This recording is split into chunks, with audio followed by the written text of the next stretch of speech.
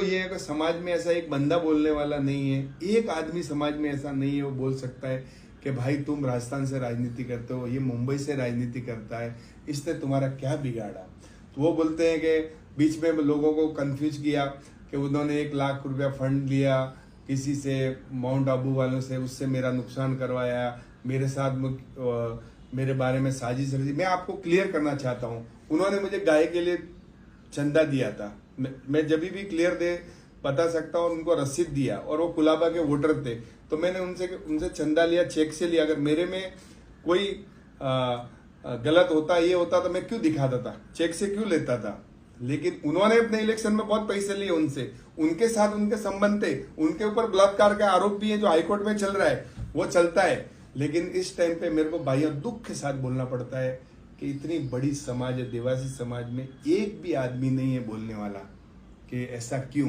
चलिए, मैं तो मेरी लड़ाई लड़ता रहूंगा, मेरी राजनीति चलती रहेगी भाइयों, लेकिन एक बात याद रखना कि अपने समाज में ये कभी नहीं चाहता है कि नया लीडर पैदा हो, और आपके बच्चे भी नेता नहीं बनेंगे, क्योंकि आप उनके सामने ऐसे नतमस्तक हो जाते हो कि जैसा आपके घर पे वो बाजरी की बोरी मिले।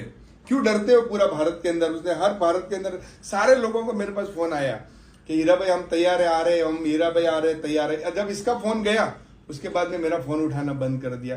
क्यों डरते हो, वो थोड़े घर बाजरी की बोरी मिले या थोड़े बच्चों को दिए, आपको नहीं डरना चाहिए। और अभी भी मैं आपको बोलता हूं कि अगर जिंदगी में एक चीज याद रखना, आगे बढ़ना है तो आपको देखो समाज को ऊपर आके ये सब चीजों से आना पड़ेगा। एक आदमी की समाज जागीर नहीं है।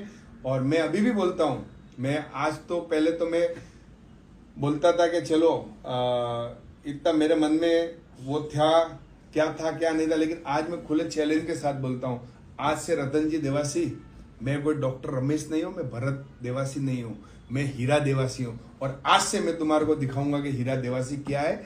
और आने वाले समय में मैं लड़ता रहूंगा और डटा रहूंगा, और तुम्हारे जैसे कितने आएंगे, और कितनों भी तुम यहाँ के लोगों को पकड़ लो, मुझे हराने की कोशिश की तुमने और मेरे पैसे रुकवाए, तो भी हीरा डरने वाला नहीं, डटा रहेगा मैदान में। और आने वाला समय तुमको दिखाएगा हीरा देवासी क्या है।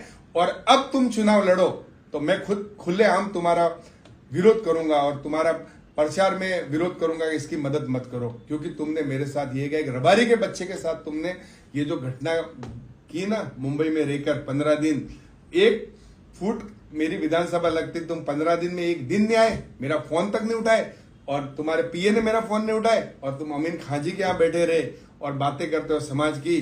धन्यवाद समाज, मैं आपसे ये आग्रह करता हूं कि आपको जागरूक कर रहा हूं। आप ये मत सोचना कि हीरा हार गया है तो फर्स्ट स्टेट में आके बोल रहा है, यहाँ के वो पागल होके बोल रहा है। मैं फर्स्ट स्टेट में नहीं हूं, और कई चुनाव आएंगे और कई चुनाव, अगला चुनाव भी लड़ूंगा और मैदान में डटा रहूंगा, समाज की सेवा करता रहूंगा। लेकिन भाइयों, आपसे हाथ जोड़कर निवेदन है, इस आदमी से बचिए। ये राजनीति में चाहता है कि यही नेता रहे और कोई नेता नहीं रहना चाहिए देवासी समाज का। चलो, मैं तो मेरा कैसा भी करके गुजारा करूंगा, लेकिन आने वाले समय में तुम्हारा बच्चा कभी राजनीति में आएगा या किसी और का बच्चा राजनीति में जैसे समाज का आगे बढ़ना चाहता होगा, या किसी समाज का बच्चा और राजनीति करना चाहता होगा, ये आदमी कभी आगे आने नहीं देगा। जागो देवासी समाज, जागो। और इससे ज्यादा मैं आपको कुछ नहीं बोलूंगा, आप खुद समझदार हो। राम राम सा।